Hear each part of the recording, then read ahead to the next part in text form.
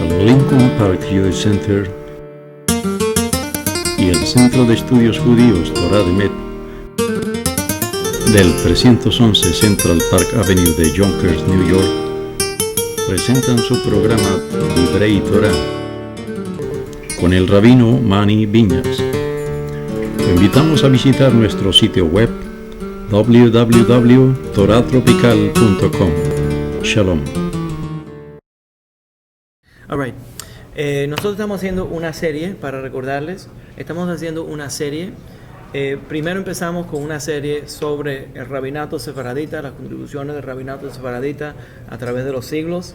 Entonces me di cuenta, espera un momento, estamos dejando afuera la otra mitad del pueblo judío y empezamos a hacer una serie sobre las contribuciones de los Ashkenazim, que son las comunidades de Alemania y partes de Europa, una gran porción de Europa, del este de Europa, Polonia, etc. Entonces, hoy, ya anteriormente estudiamos sobre Rabbeinu Gershom, estudiamos sobre algunos de los grandes fundadores de las escuelas de pensamiento filosófica Ashkenazí, y entonces hablamos sobre las contribuciones de ellos, especialmente Rashi y los tosafistas, esas contribuciones. Entonces voy a seguir un poco más, y ninguna discusión sobre la comunidad ashkenazí está completa sin hablar sobre el Ramah. Rav Moshe Isserles. Rav Moshe Isserles, el año es 1520 a 1572. Rav Moshe Isserles, todos los ashkenazim, cuando estudian halajá, todos los judíos ashkenazi, cuando estudian halajá, cuando estudian la ley judía, tienen que estudiar el Ramah.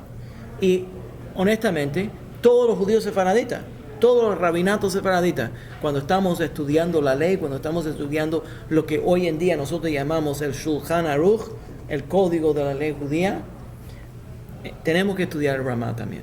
Entonces, quiero hablar un poco sobre las contribuciones del Ramah y un poco de la cultura que lo rodea y cómo él aplica la ley. ¿Ya? Entonces, lo primero que quiero mencionar, lo más importante, el libro más importante que escribió el Ramah se llama el Mapá. Hay que aprender hebreo para poder entender esta clase. El Mapá, el Ramah, lo llaman el Ramah, ¿por qué? Porque es rabino, el resh es el rabino, Moshe Isserles. Entonces, con Aleph, entonces Ramah, Resh Mem Aleph. ¿Se entiende? Ese es el nombre que le pusieron. Muchas veces se hace como un acrónimo para los rabinos, igual que hicimos con el Rambam. ¿Te acuerdas del Rambam? ¿Sí?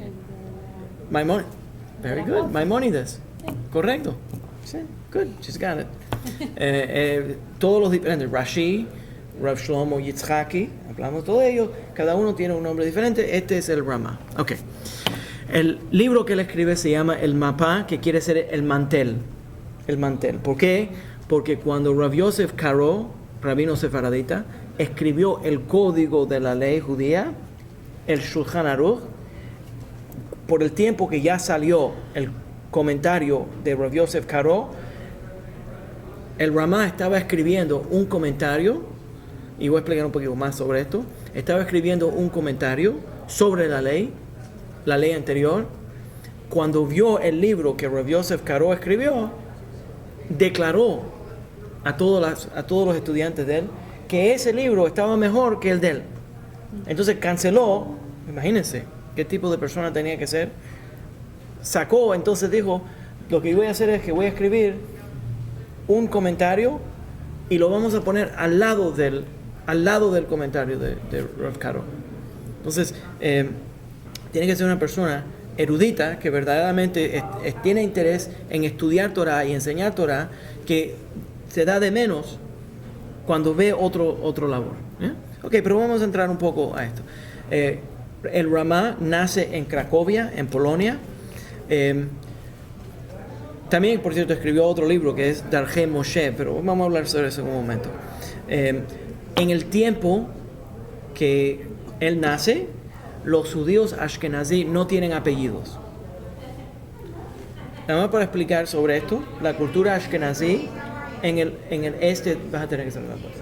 Vas a tener que cerrar la puerta. Yeah. Gracias.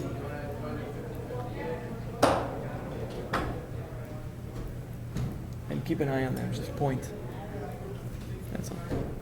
Está bien, no tiene que ser completamente, pero para ver si podemos controlar un poquito el sonido. Ok, entonces, en ese tiempo, los judíos ashkenazí no usaban apellidos. En tiempos bíblicos, en la tierra de Israel, no se usaban apellidos. Lo que se usaban era la receta para decir el nombre de una persona, especialmente de los hombres.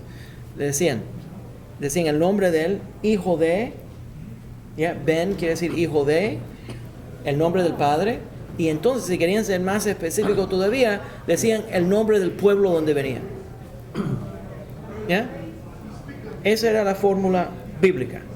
En Europa, en el mundo ashkenazí, se usaba todavía entre los judíos esa fórmula y se decía el nombre de la persona, hijo de, el nombre del padre. Y a veces decían de qué pueblo. Los cristianos que los rodeaban sí tenían apellidos. Luego, alrededor de hace 150 años, alrededor de 150 a 200 años, los gobiernos de Europa forzaron a los judíos ashkenazí a usar apellidos, a adoptar apellidos. ¿Y de dónde vienen los apellidos ashkenazí? Van a ver por qué lo menciono sobre Ramá. ¿De dónde vienen? Lo primario, lo central, es que los judíos ashkenazí copiaron los nombres de sus vecinos. Entonces, si alguien se llamaba Silverman porque trabajaba en plata, entonces usaron el nombre Silverman. Entonces, muchas veces cogieron nombres que eran de los goyim que los rodeaban, de los gentiles que los rodeaban, y usaron esos apellidos. En otras ocasiones, se pusieron ellos mismos nombres que representaban el trabajo que ellos hacían, o el nombre del lugar donde vivían. ¿Ya? Al hacer eso, entonces pudieron adoptar apellidos. El nombre, por ejemplo, Rabinovich quiere decir hijo del rabino. ¿Ya? Entonces, simplemente tomaron apellidos porque fueron forzados a hacerlo. Los judíos españoles y portugueses de Iberia tenían siempre apellidos. Entonces, cuando se llama a un judío ashkenazí a la Torá, se dice la receta, como le diga, el nombre, hijo de, y el nombre del padre. En el mundo sefaradita, se dice el nombre de la persona, hijo de, y el nombre del padre, y entonces el apellido. Porque los judíos sefaraditas, hace 900 años, hace 1000 años, tenían ya apellidos, y esos apellidos eran específicamente relacionados con esa familia. Y los apellidos que los judíos sefaraditas usaban eran específicamente apellidos judíos. En otras palabras, en España, hace 900 años, cuando alguien oía el nombre Rodríguez, y lo menciono específicamente, el nombre Rodríguez o Cáceres, enseguida sabían que esa persona era judía. Luego, cuando la Inquisición ocurre, entonces ese nombre se empieza a expandir para el mundo gentil. Pero habían nombres específicamente que eran nombres que se reconocían que eran especialmente judíos, ¿ya? En España. Pero en el mundo ashkenazí eso no es así. Por ejemplo, la gente hoy en día oyen el nombre Rosenberg y enseguida asumen que esa persona es judía. Pero el nombre Rosenberg no es judío, el nombre Rosenberg es alemán. Y había hasta un nazi que se llamaba Rosenberg. ¿Ya? Entonces no es específicamente un nombre específicamente judío, pero hoy en día la gente cuando oyen esos nombres europeos enseguida asumen que esa persona es judía, pero no es necesariamente así. Kaufman, también el nombre Kaufman, no es necesariamente un nombre judío, sino es un nombre alemán que fue traído a este hemisferio por muchos judíos que se estaban escapando de Europa. ¿Ya? ¿Se entiende la idea? Ok. Entonces, el apellido del Ramá, la razón que lo menciono es que el apellido del Ramá, Isserles, viene del nombre del padre. Entonces lo llamaban Moshe ben Israel. Israel, y entonces para disminuir el nombre Israel, en polaco le ponían Israel. Entonces se llama Isserles. ¿Ya? ¿Se entiende la idea? Entonces el apellido de él es Isserles porque el padre se llamaba se llamaba Israel. ¿Ya? Ok. El Ramá va a Lublin a estudiar en la yeshiva en Lublin con un rabino que se llamaba Shalom Shachna. Shalom Shachna era uno de los grandes rabinos de ese tiempo. Tenía una yeshiva, un seminario, y algunos de los más grandes sabios de la Torá durante ese periodo de tiempo estudiaron en la yeshiva de Rav Shalom Shachna. Cuando él va a estudiar en la yeshiva de Rav Shalom Shachna, se queda estudiando tantos años en Lublin y se enamora de la hija del maestro de él, y el maestro de él se vuelve el suegro de él. Se casó con la hija, pero desafortunadamente la hija se muere a los 20 años. ¿Ya? La gente se casaba en joven esos días. Entonces se muere y entonces se vuelve a casar luego. El Ramá venía de una familia que tenía mucho dinero. El padre había hecho una casa en Cracovia para que cuando ellos se casen, él regrese de Lublin y pueda vivir con su esposa en esa casa. Cuando el Ramá regresa y ella se muere a los 20 años, él coge esa casa que el padre de él hizo para él y la transforma en una sinagoga. Esa sinagoga todavía existe hoy en día y es la sinagoga del Ramá en Cracovia. ¿Ya? Imagínense qué tipo de casa hizo el padre de él, un palacio. Entonces esa casa se vuelve una sinagoga y él la dedica a la memoria de su esposo. ¿Ya? Otros que estudiaron con él, Salomón Luria, que es el hermano, Salomón Luria, uno de los grandes, y vamos a hablar sobre él, y Chaim Betzalel, que es el hermano del Maharal. You know who the Maharal is. Entonces, estamos moviéndonos en esa dirección. En el año 1550 se muda para Cracovia permanentemente. Allí establece una yeshiva y con el dinero que él heredó del padre, la yeshiva que él crea empieza a atraer estudiantes de toda Polonia. Ahora, en ese tiempo, uno de los lugares más poderosos, la comunidad más fuerte era en Polonia. Y una de las razones es, aunque nosotros hoy en día nos imaginamos Polonia, porque estamos mirando desde el siglo XX, por lo que ocurrió durante el Holocausto, durante la Segunda Guerra Mundial, pero tenemos que entender que cuando entran los alemanes a Polonia, el país que más tiene judíos en el mundo es Polonia.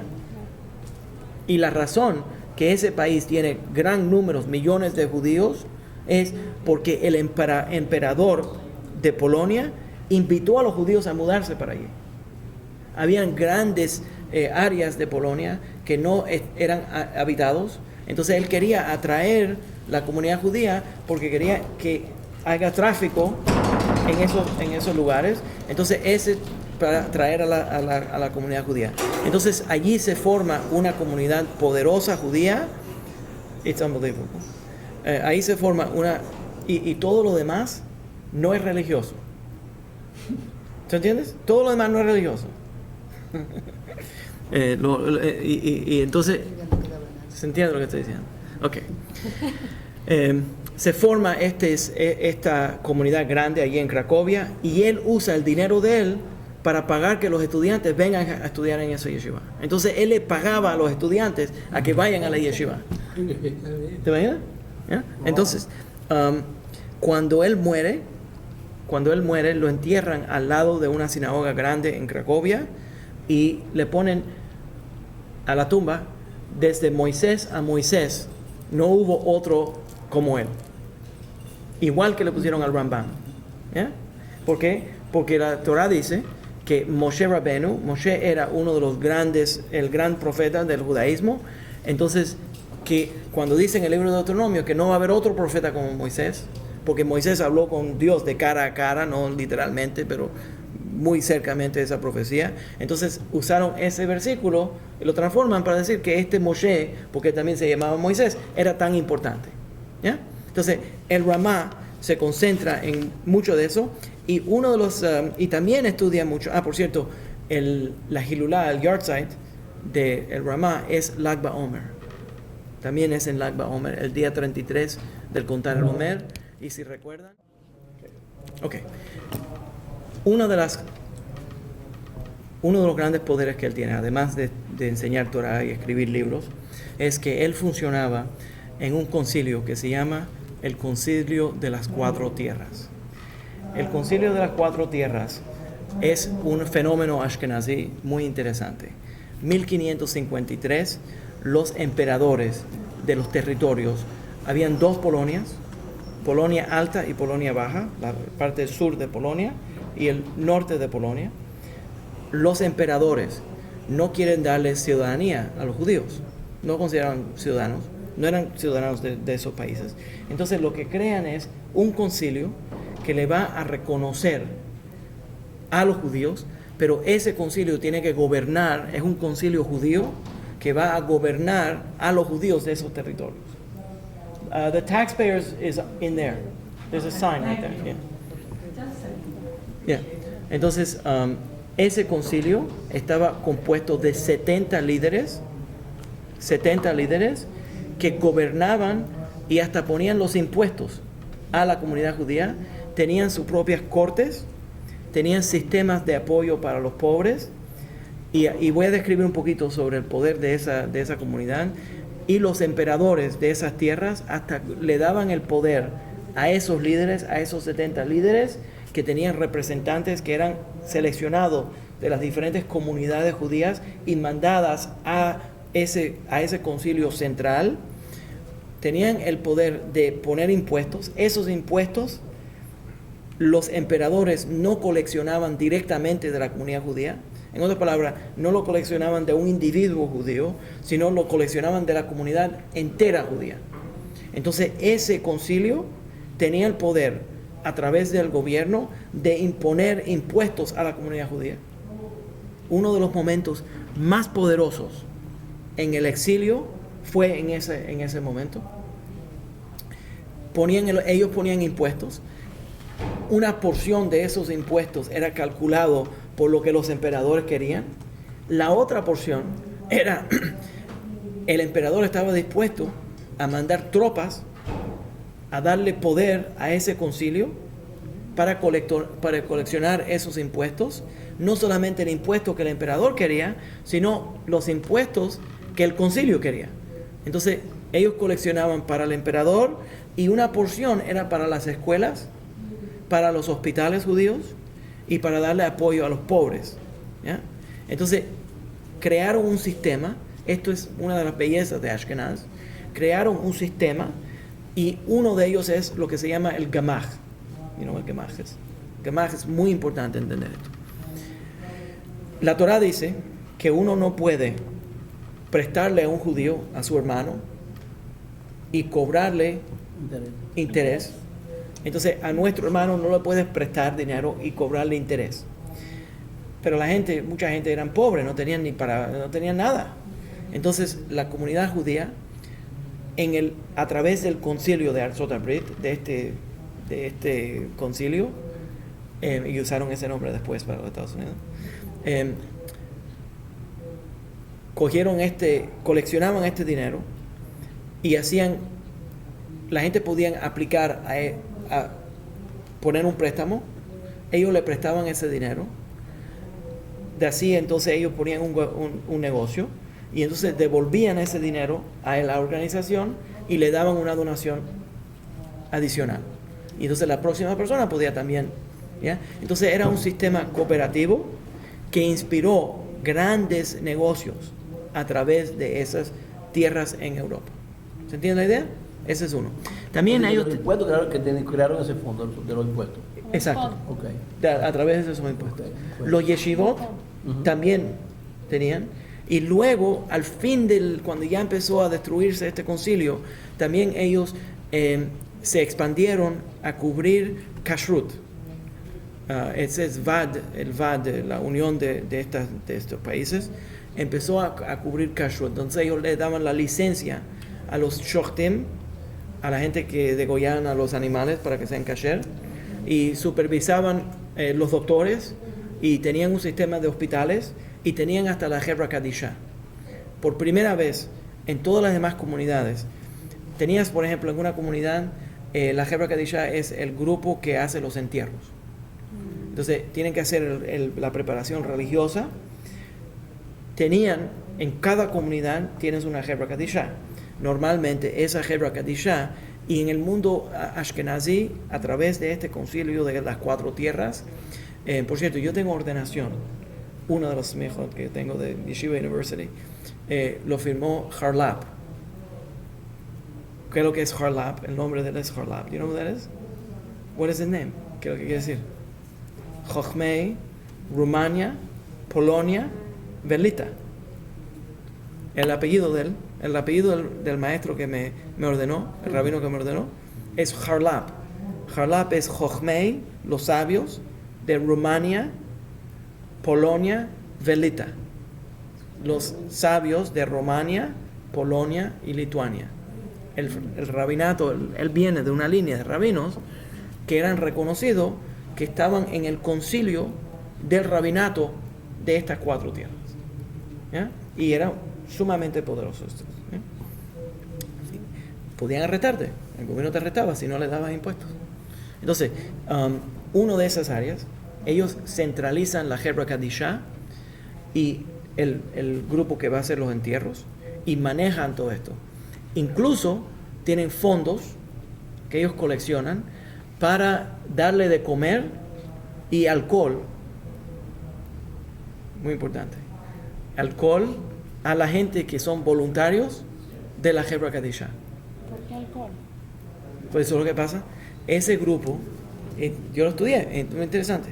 Este grupo iba, lavaban los cadáveres, preparaban, los hombres bañan y preparan a los hombres, las mujeres a las mujeres.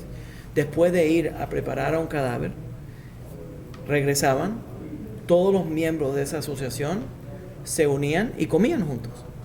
Tomaban y comían. Y tenían como una celebración después de hacer la mitzvah de lavar el cadáver. Tenían una seudat mitzvah. Interesante, ¿verdad? Esa seudat mitzvah, esa comida era proporcionada por la sociedad, pero no le pagaban a la gente por hacer esa preparación de los muertos. Eran toda gente voluntaria. Pero entonces la forma que después de preparar y hacer el entierro, se reunían ellos y comían juntos. Hasta hoy en día no les pagan. No, el Hebra Kadisha no se le paga, pero normalmente tenemos todavía existe la sociedad a donde en el día 7 de Adar todos los Hebra Kadisha se reúnen y tienen una fiesta. ¿Sabe por qué? Yo a los 17 años yo me uní a una Hebra Kadisha. ¿Ya? A los 19 años... ¿Son que usted le limpió a un muerto también? Sí. A los 19 años yo encabezaba la Hebra Kadisha. ¿Ya? El día 7 de Adar es el cumpleaños y la Hilulá de Moshe Rabbeinu. Moisés, murió en el día 7 de Adar. Entonces los Hebra Kadisha y esta costumbre vienen de la comunidad de Ashkenazi, pero se ha pasado para el mundo sefaradita también. ¿Lo moviste? Ten cuidado. Entonces, no, simplemente se movió. Entonces, el día 7 se reúnen estos grupos y tienen una celebración de la Hebra Kadisha anual, porque Moisés no fue preparado por seres humanos. La Torá dice que Moisés, cuando se murió, que Dios lo enterró. Se fue a la montaña y nadie sabe dónde murió, nadie sabe dónde fue enterrado. Entonces, como ninguna persona fue el que lo preparó y lo enterró, entonces nosotros celebramos de que a nuestro maestro ese día nosotros no trabajamos. ¿Entendieron la idea? La Hebra Kadisha no trabajó.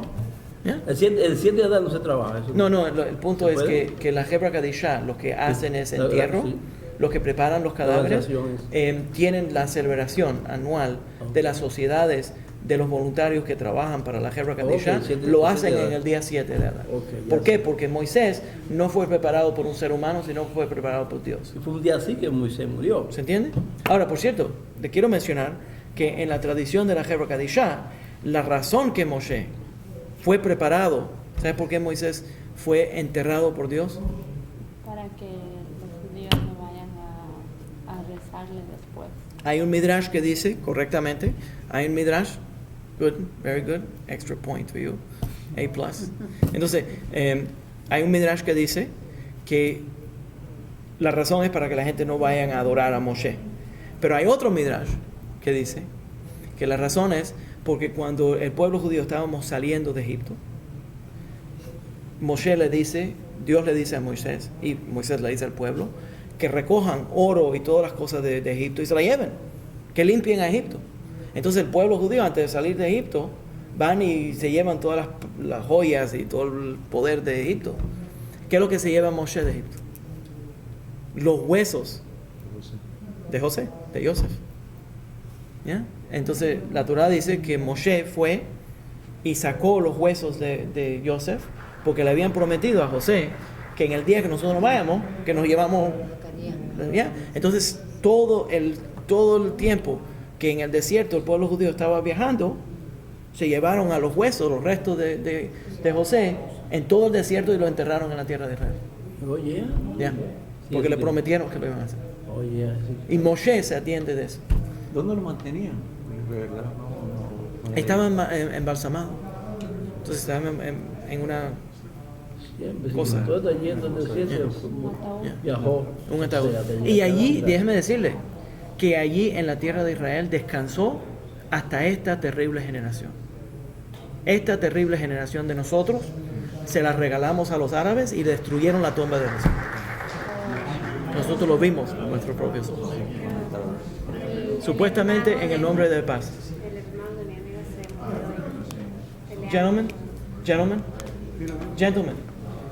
Gentlemen, do me a favor. I'm doing a class and I'm broadcasting. Yeah, it's okay. Nice to see you, Judge. Good luck. Thank you. Nice to see you.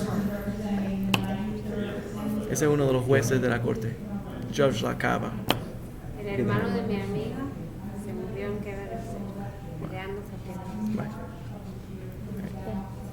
Pero esa es la vergüenza de nosotros. ¿Ya? Ok. ¿En qué lugar es que está la tumba? ¿De ahí te voy a ¿Cómo se decir? llama el pueblo? Yeah. Shechem. Shechem. Yeah. Una pregunta. Yeah. La Biblia no menciona eso también.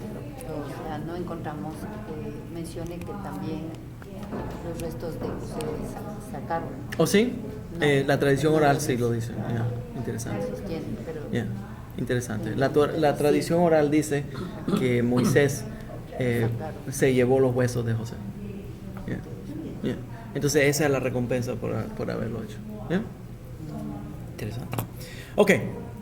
El Ramá también, adicionalmente, entonces funciona él dentro de ese concilio. Entonces, nada más para terminar, antes de moverme, seguir en el Ramá, quiero mencionar algunas de las cosas que hacía este concilio. Tenían yeshivot, manejaban yeshivot. Los yeshivot eran para hombres nada más, no eran para mujeres. Las mujeres no podían estudiar Torah, eran simplemente para los varones. Crearon escuelas que son algunas de las primeras escuelas públicas para la comunidad judía, a donde los niños, aunque eran muy pobres, podían ir y aprender rudimentariamente cómo leer el Sidur, cómo leer el libro de oraciones. Entonces tenían un poco de educación y normalmente a los 8 años los niños salían a trabajar. Empezaban a trabajar en las fincas, la gente pobre, y entonces regresaban después de trabajar por la mañana y en las tardes tenían maestros, menajim, que venían y les enseñaban un poco más. Pero no había mucha educación formal. Solamente los estudiantes que enseñaban mucha promesa de desarrollar un gran conocimiento, entonces el concilio recaudaba el dinero para que ellos sigan estudiando y entonces tenías los yeshivot más avanzados. Entonces pueden, desde los años 1550, empieza a formarse dentro de estos países como un elitismo de ciertas personas que o porque tienen dinero pueden estudiar, porque no tienen que ir a trabajar, o porque fueron increíblemente especial, entonces el concilio está pagando para que ellos vayan a estudiar. Pero normalmente la gente pobre no tenían mucha educación formal, pero tenían un poco más de educación. La razón que lo menciono es que si lo comparas a lo que estaba ocurriendo en el mundo gentil que los rodeaba, nosotros teníamos tremenda educación. Porque aunque éramos pobres, podíamos leer y escribir. Pero los cristianos, que eran vecinos de nosotros, no podían ni leer ni escribir. Entonces, hasta los judíos pobres podían leer y escribir. Y les voy a mencionar una cosa más interesante, que se forma desde el siglo XII en Europa, durante este periodo también, y explica un poco más sobre la tradición judía y por qué tantos judíos se destacan en el mundo de las ideas, en el mundo del estudio, en el mundo de las ciencias. ¿Por qué? Si piensan, ¿cuál es la religión principal en Europa durante ese periodo de tiempo? La iglesia católica. ¿Ya? La iglesia católica. Cuando un joven católico demostraba que era un genio, que tenía mucha inteligencia, ¿qué es lo que le hacían? Le hacen cura. Lo hacen cura. ¿Cuántos hijos tenían los curas? Ninguno. Entonces, toda la gente inteligente en Europa, los cristianos, toda la gente inteligente no producían hijos. No programa. En el judaísmo, piénsenlo, en el judaísmo, el tipo más inteligente lo hacían rabino. Lo casaron. Entonces se casaba este tipo. Y no solamente tenía 3 hijos, pero tenía 8. Oye, tiene mucho inteligente. Tenía 8. Claro. Entonces, Como llora, ¿va? genéticamente, Tengo varios de inteligentes. genéticamente, ¿qué es lo que estamos haciendo? Estamos cogiendo la gente inteligente y lo estamos poniendo a procrearse. Tremendo que tengo, después te Mi digo. papá fue muy inteligente, tuvo 15. Bueno, pues, imagínate. Bueno, no sé si eso no es necesariamente una señal de inteligencia. Es una señal, es una señal de no mirar televisión. Pero, Valedictoria en este país. ok, ¿Le puedo contar un chiste? por favor, cuéntame. De esa forma ni es ni chiste. No, es que dice que había en una casa una familia y tenían, el papá era pastor. Entonces dice que el último hijo no quería estudiar, los demás ya tenían su profesión. Entonces un día discutiendo le dijeron, la mamá le decía, si no puede ser entonces otra cosa, por lo menos hazte pastor. Exactamente. Exactamente. Entró al negocio de la familia. El pobre, no le quedó más remedio, se tuvo que volver. Ese es algo similar. Por cierto, entonces él funciona dentro de eso. Otra cosa que el concilio podía hacer, que coleccionaban, era dinero para las novias que eran pobres. Entonces, ese dinero para las novias pobres se recaudaba a través de los impuestos para ayudar a esas novias a casarse y tener mejor boda, etc. ¿Ya? Otro, entonces, también el Pidyon Shvuim, que era rescatar a la gente que han sido secuestrada. Entonces, se secuestraba a alguien y la comunidad judía tenía el dinero para pagar, para liberarlos del secuestro. Tenían bastante dinero. E iban coleccionando. Hoy en día hay más para todo. Hay que más para todo. Para todo. ¿Ya? Quizás el concepto de la cooperativa tiene su origen. Correcto. en eso allá Todas en las Europa. uniones ¿Verdad? Sí. vienen de ahí. Viene de esa cooperativa. Esa es la razón que lo menciono. Ujú. Todas las uniones vienen de Sí, ahí. pero la cooperativa no ¿Ya? cobra interés a sus Sí. socios, ni nada mucho menos. Sí. ¿Y por qué 4 tierras? Una cooperativa. Eran 4 países. Pero cobra, sí, algo módico, ¿verdad? 4 Cobra países. códigos. Ok. Ya. Ok, otra cosa sobre el Ramá, que el Ramá escribe mucho usando la ciencia y la filosofía griega. Entonces el Maharshal, que es uno de los, que era también estudiante en la misma yeshiva de Lublin, publicó luego criticándolo por incorporar ideas griegas filosóficas en sus estudios religiosos. Y el Ramá le responde, mira la respuesta, el Ramá le responde, yo nunca leí ningún libro de Aristóteles, simplemente estudié el Maimónides. Todas las ideas que yo aprendí de Aristóteles, las aprendí del Rambam. ¿Ya? Entonces esa fue la forma que se defendió. Ok. Rav Yosef Karo es el sumo rabino sefaradita que escribe el código de ley del Shulchan Aruch. Rav Yosef Karo escribe primero un libro que se llama el Tur. el Arba'a Turim, que es una codificación de la ley, pero usando términos muy difíciles, muy técnicos, el Tur. Todos los rabinos que van a tener semijá estudian el Tur y el Shulchan Aruch y el Bet Yosef. ¿Se entiende? Ok. Entonces, el Tur es una colección de la ley. Right there. Es una colección de la ley, pero simplemente para la gente que saben estudiar y que tiene muchos términos técnicos. Entonces, esa fue la crítica principal del primer libro que escribió Rav Yosef Karo. Entonces él vio que eso era muy difícil y que era solamente para rabinos, para grandes personas que estudiaban Torah. Entonces cogió y escribió un segundo libro que se llama el Bet Yosef. El Bet Yosef él se llama Yosef Karo, quiere decir la casa de Yosef, y él está comentando sobre su propio libro y está explicando lo que es ese libro, que el primer libro que escribió, que son 4 libros. Escribió entonces él escribe un comentario más largo, más elaborado, explicando la ley judía. Mientras él está escribiendo el Bet Yosef, la crítica era que ya él había publicado el Tur. El Ramá empieza a escribir un libro explicando el Tur.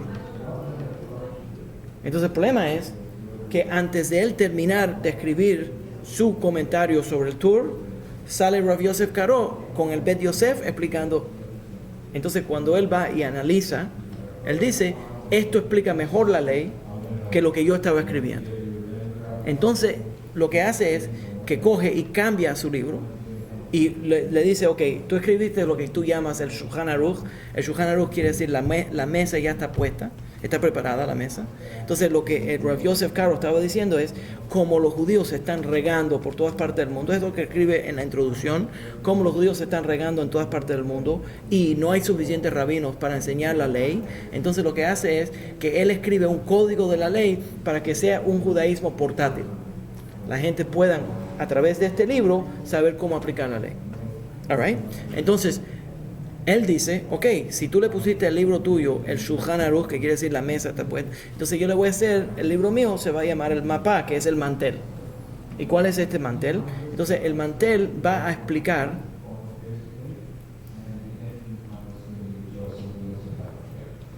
a ver que ella entre y entonces voy a comentar que esto es un examen de inteligencia. Okay. Anyways, entonces es un IQ test. Ok, entonces el Mapá, él dice, ok, Rav Yosef Karo coleccionó toda esta ley. Lo que yo voy a hacer entonces es, tienes una cosa que se llama halajá y otra cosa que es minhag. Yo voy a escribir una colección de los minhagim, de las costumbres de Polonia y de los judíos ashkenazí en general. Entonces el Mapá se vuelve, tienes en el medio de la página el Shulchan Aruch y uno de los gloses alrededor del Shulchan Aruch es el comentario del Mapá. Y lo que él hace es que tienes la ley y entonces tienes la práctica de la costumbre ashkenazí. Y todo el mundo que estudia el Shulchan Aruch tiene que estudiar la ley y la práctica ashkenazí. Ahora, no todos seguimos la práctica ashkenazí. Algunos judíos sefaraditas no siguen eso. Pero a veces seguimos la opinión del Ramá, ¿ya? Porque es tan sólida la opinión del Ramá que seguimos la opinión del Ramá. Entonces, diferentes comunidades lo siguen de diferentes formas. Pero esto codificó los minhagim. Y entonces, la razón que lo menciono tanto es porque lo importante de esto es que en el mundo ashkenaz, los minhagim tienen igual fuerza que la halajá. Los ashkenazim interpretan. Hay una frase antigua en el Talmud que dice, minhag avotenu biyadenu. You know that one? What does that mean? ¿Qué quiere decir minhag avotenu biyadenu? Yo le paso examen a ella porque ella estudió en los yeshivot. Entonces yo quiero ver lo que le enseñaron. Minhag avotenu biyadenu, ¿qué quiere decir? ¿Sabes? ¿Te recuerdas? Costumbres de lo que hicieron nuestros padres, lo hacemos nosotros. ¿Oyeron eso? Las costumbres, perfecto. Perfect Ashkenazi answer. Yeah, they're like the poster girl. Beautiful. A+ for you. A+ for you. No, perfecto. Las costumbres que hacían nuestros padres, nosotros las seguimos haciendo. Minhag Avotenu Biyadenu. En el mundo Ashkenazí, que viene de los Hasidei Ashkenaz, y ahora- Minhag Avotenu Biyadenu quiere decir lo que ellos hacían, nosotros tenemos que hacer. En los sefaraditas, lo que quiere decir Minhag Avotenu Biyadenu, Que nos pueden quiere decir, escoger. nos lo dieron a nuestras manos, nosotros hacemos lo que queremos. Porque literalmente quiere decir Minhag Avotenu Biyadenu, la costumbre de nuestros padres está en nuestras manos. Entonces, como está en nuestras manos, yo puedo hacer con él lo que yo quiera. Entonces, simplemente, no la ley, es la costumbre. Entonces, yo puedo cambiar la forma de aplicar la ley, pero no puedo cambiar la ley. Nosotros no estamos diciendo que puedo cambiar la ley, pero podemos decir que lo vamos a acostumbrar a aplicar la ley en una forma diferente. ¿Ya? Entonces, en el mundo sefaradita, el minhag, la costumbre, es muy diferente que la ley. Pero en el mundo ashkenazí, y las dos tienen validez, las dos tienen poder. No estoy diciendo que uno es mejor que el otro. Los sefaraditas están correctos, pero no, eso no quiere. Yo no dije eso. Ok, anyways. Pero se entiende la idea. Entonces, y en el mundo ashkenazí, ellos dicen minhag ke halajá. Minhag ke halajá. Quiere decir la costumbre es como la ley. Entonces, si se acostumbra a hacer esto, entonces es la ley. Déjame dar un ejemplo. Si nosotros estudiamos todos los códigos de ley, ¿a dónde encontramos la mitzvah o el mandamiento de ponerse una kippah? No, No es una misma. usted No está en ningún lugar. Usted dice que es un atuendo una vez. No hay ninguna mitzvah. No hay ninguna Es un mitzvah. atuendo nada más, ¿verdad? No hay ninguna mitzvah ponerse una kippah. ¿Ya? Es como una- Lo que se formó es una costumbre. Y tienen que entender, es una costumbre que cuando uno va a estudiar Torah, el Rambam dice el Rambam que es una costumbre bonita, ponerse un turbante bonito cuando le van a dar una leyá a la Torah. ¿Ya? Entonces eso es un minhag, es una costumbre. ¿Ya? Es una costumbre taparse la cabeza para demostrar que uno ha aceptado la ley cuando está teniendo una experiencia religiosa o cuando va a comer, porque vas a hacer oraciones al comer. No se puede comer sin hacer una oración. ¿Ya? Entonces se tapa la cabeza, pero en el resto del tiempo no se tapaba la cabeza.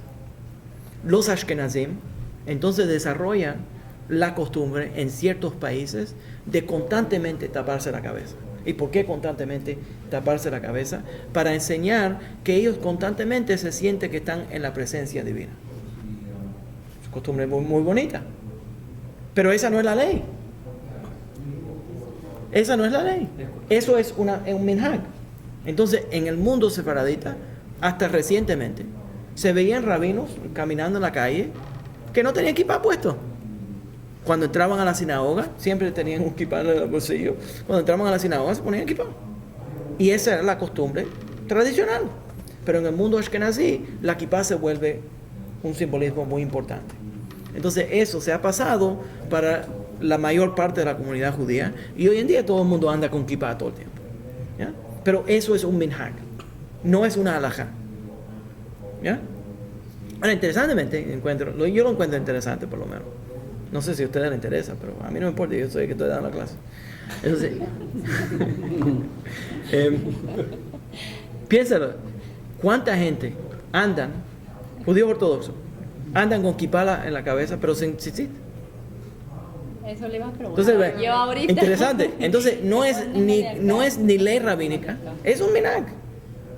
Pero como es por afuera, la gente, enseguida, tiene que ponerse. Entonces es religioso por fuera, pero no religioso por dentro. ¿Ya? Los tzitzit son por adentro. Tzitzit katan. ¿Ya? Tzitzit katan. Pues sí. Entonces mucha gente anda con eso en lugar de la kippah. Pero la kippah siempre se pone, porque la gente lo van a ver. ¿Ya? Interesante, ¿no? Y no es ni ley, es minhag. ¿Ya? All right. So, Rabbi, si se pone la kippah, tiene que ponerse la camiseta. ¿Cómo se llama? Sí, yo recomendaría, si tienes que escoger, Chalequito. el Arba Kanfot, la cosa de 4 esquinas. Pero yo diría que si tienes que escoger, te pongas tzitzit en lugar de kippah. Oh, Porque tzitzit es bíblico y kippah es simplemente una costumbre. so el- Si tienes que ofender a alguien, no ofendas a Dios, ofenda a los rabinos. No recomiendo que estén ofendiendo al rabino, pero... ¿Ya? Es una ley ponerse el Sí, sí. sí, pero ok. Es bíblico. Ya. Es bíblico. Pero para los hombres, no para las mujeres. Sí, yo sé, no, Yo como si sí después. Vamos a una sinagoga. La mujer tenía... Eso es lo opuesto en sentido. Y la mujer tenía talit. Algunos tienen Sí. Muy común entre los movimientos liberales. Sí, How do you feel about sabe that? que I feel uncomfortable. Yeah. Yo. But we have to see it. No, claro que sí, of course. Sí, el Shabbat también tenemos una bar mitzvah. No es prohibido, por cierto. No es prohibido que la mujer se ponga talit. Pero es interesante, choca, lo sorprende a uno. Y sentar también al lado Los de hombres él. sí, los hombres y las mujeres sentados juntos. Exacto. Nos molesta que pongan, ¿verdad? Eso al lado de uno. Es muy diferente, sí. Es un sentimiento diferente. Once you go orthodox, es difícil. Estamos enojados. Es verdad, es muy difícil. Once you grow up, Robbie Sí, en es como la- un fantasma que te sigue alrededor.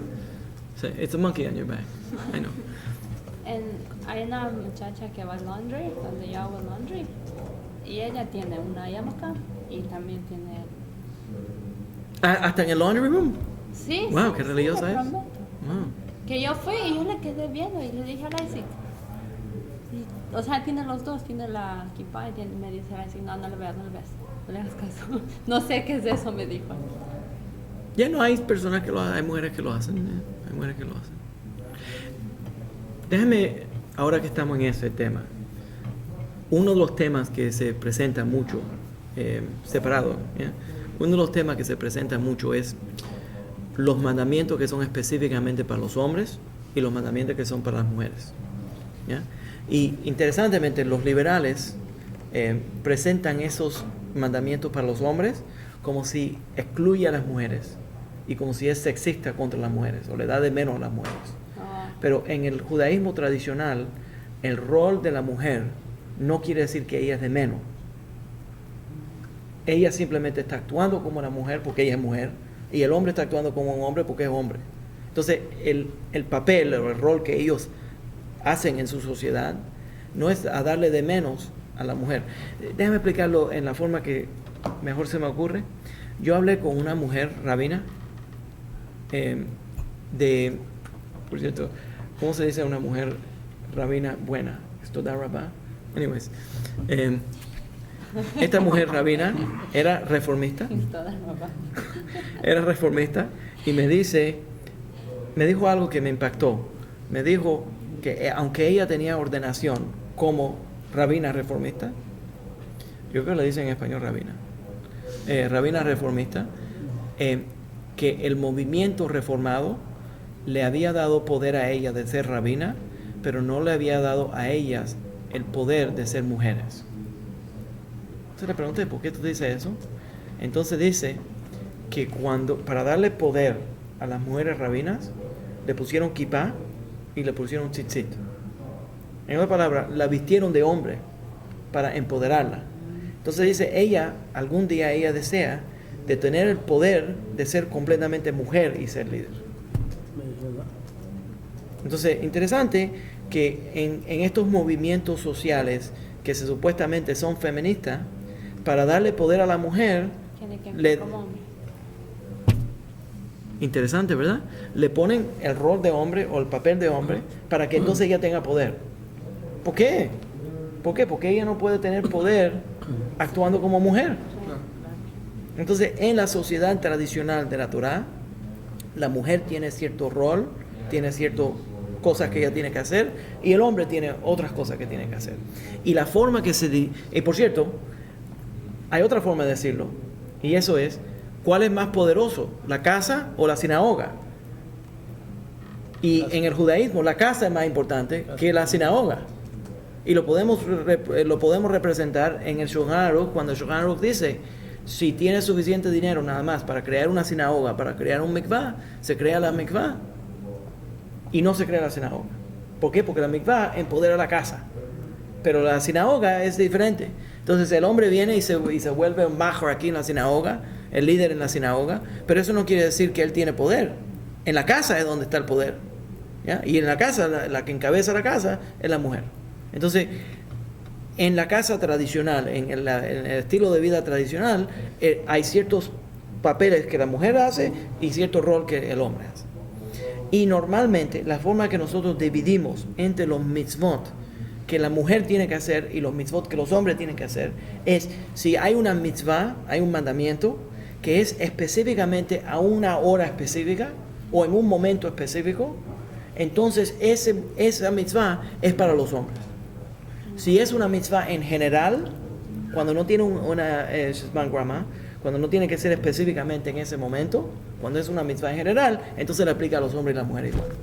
Entonces, hay ciertos mitzvot, al menos los mitzvot rabínicos, por ejemplo, de encender las velas, porque eso es rabínico. Pero los mitzvot de la Torá, específicamente, ahora la razón que el Talmud lo dice es porque las mujeres están haciendo múltiples cosas constantemente.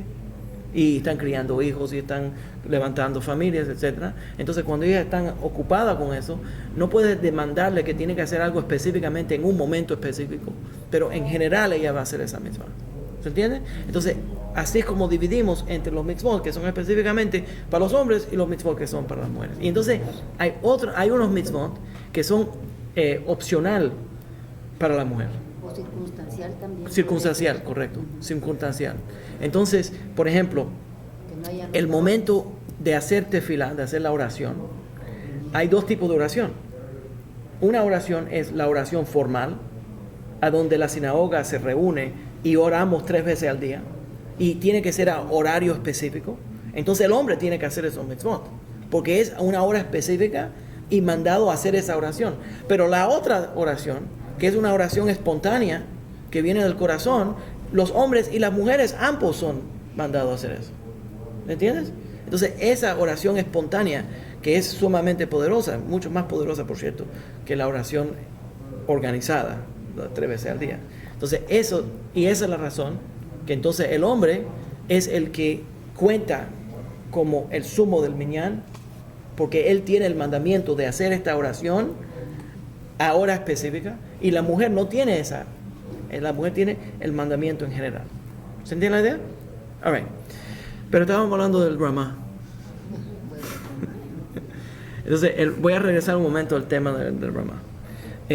Lo más importante que quiero dejarlos con esto es la idea del Ramá, específicamente concentrándose en los minhagim, en las costumbres. En el mundo ashkenazí, en la cultura ashkenazí, la práctica entre alajá y el minhag son extremadamente similares. Otra contribución del Ramá es que el Ramá en el glosario, porque glosa la página del Shulchan Aruch, cuando él aplica la ley ashkenazí, él demuestra la diferencia entre la ley aplicada de los sefaraditas y la ley aplicada de acuerdo con los ashkenazim. Entonces, en la misma página estás mirando, puedes comparar la diferencia entre una comunidad y la otra comunidad. Y a veces son completamente diferentes. ¿Ya? Por la razón de que el Ramá se concentra tanto en los minhagim, en mi opinión, y en la opinión de muchos que estudian este tema, esa aplicación de los minhagim para comentar sobre el Bet Yosef causa que el mundo ashkenazí se concentre mucho en esta práctica de las costumbres. Entonces, en el mundo ashkenazí, los minhagim reinan, tienen mucho poder. En el mundo sefaradita, halajá tiene mucho poder. Y como la concentración, y el mundo ashkenazí también es halágico, pero la halajá está sumamente protegida por muchos minhagim. Entonces, la razón que ando en esto es porque producto de esa diferencia en la cultura, se separa empiezan los humrot en el mundo ashkenazí. En el mundo ashkenazí la ley es muy estricta, y como la costumbre tiene mucho poder, entonces la sociedad va desarrollando protecciones a la ley. Y ya lo sabemos, esto viene desde el tiempo de los fariseos. En el tiempo farisaico se enseñó en el Talmud, y eso no es negativo, por cierto, ¿no? Cuando nosotros hablamos de los perushim, esto no es negativo. Los cristianos critican a los fariseos. Nosotros no estamos criticando a los fariseos. Los fariseos enseñaban que parte de lo que los rabinos tienen que hacer, es desarrollar leyes y costumbres para proteger la ley bíblica. Déjame dar un ejemplo de esto, para que no se viole la ley bíblica. Entonces, el rabinato tenía que crear ley para proteger de que la comunidad no viole la ley rabínica. Ok, entonces,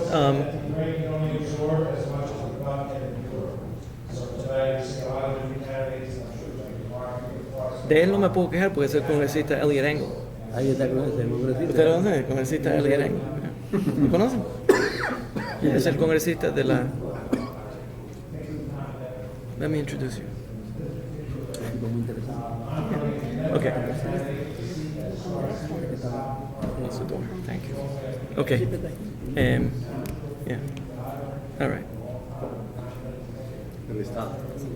Estoy tratando del estado de Nueva York. Pero no es estatal de él, el Congreso Federal. Él es del Congreso Federal. Él no es estatal. Es el Congreso Federal. Ok. En el mundo sefaradita, en la halajá, se vuelve concentrado la idea de Koach Tehetera Adif, que quiere decir que el más grande rabino sabe aplicar la ley para ser permisivo. En otras palabras, como conoce la ley y conoce la diferencia entre la ley y la costumbre, puede darle la vuelta a la costumbre y aplicar la ley. Y si en esa ocasión la costumbre es demasiado difícil de guardar, dejamos la costumbre y hacemos la ley. Porque la ley es más importante que la costumbre. Pero cuando están casados la ley y la costumbre, entonces es muy difícil separar entre la ley y la costumbre. ¿Se entiende la idea? All right. Entonces, con ese tema yo creo que vamos a terminar porque eso se está poniendo más alto. Tenemos, por cierto, para que la gente entienda, tenemos una reunión en el otro cuarto, a donde hay muchísimos políticos locales y están ahí hablando a las 2 manos.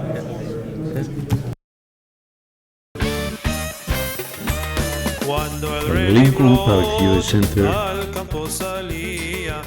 y el Centro de Estudios Judíos Torah de Met del 311 Central Park Avenue de Yonkers, New York, presentaron su programa Divrei Torah